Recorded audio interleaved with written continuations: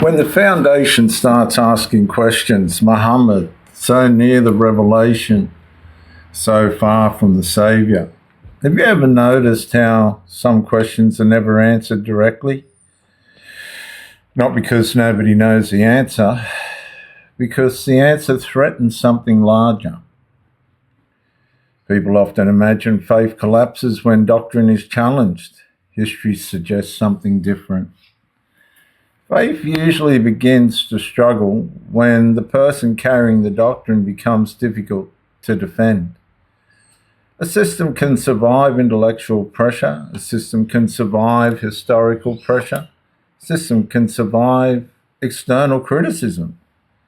What becomes far more difficult is surviving moral examination, because morality is where ordinary people live. The scholar may debate theology, the historian may debate documents, the philosopher may debate ideas. But the mother, the father, the worker, and the child all understand something far simpler: right and wrong. And this is where the pressure surrounding Muhammad becomes uniquely significant. Islam does not merely present him as an important teacher. It presents him as the final prophet, the seal, the completion, the perfected example. And that elevates every moral question beyond biography. Every action becomes representative. Every decision becomes instructional. Every justification becomes precedent. And the difficulty is not that critics exist. Every historical figure has critics. The difficulty emerges when defense itself begins to create discomfort. And what happens when actions defended in the 7th century cannot be defended instinctively today?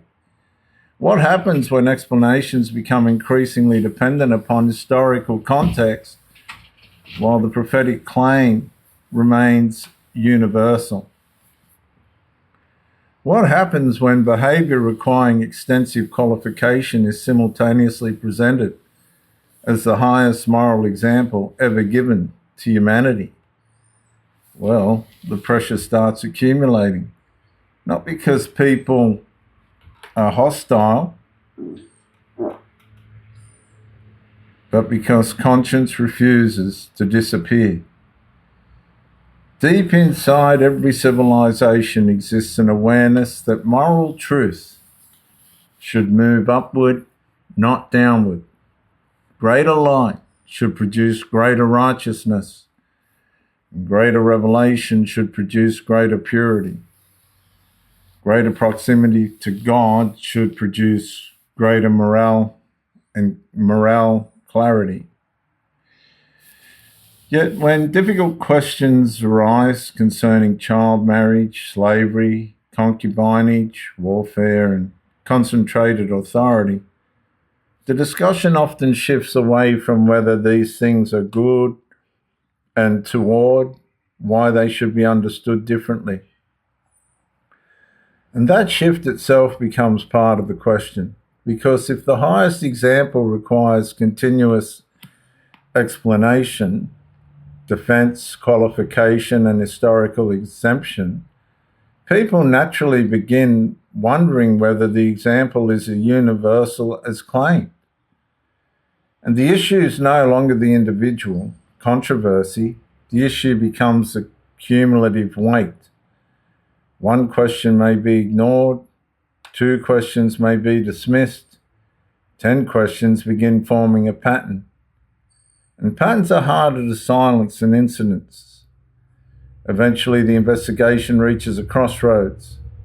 Either moral truth bends around the prophet, or the prophet is examined by moral truth. The two roads lead to very different destinations. Because if God's final messenger cannot withstand moral examination, then the foundation beneath the claims begin to fracture.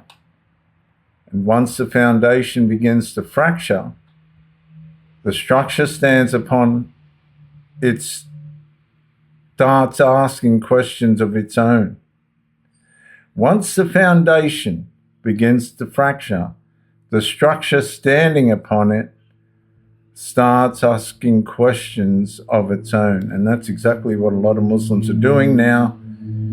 They're asking questions that are just not adding up.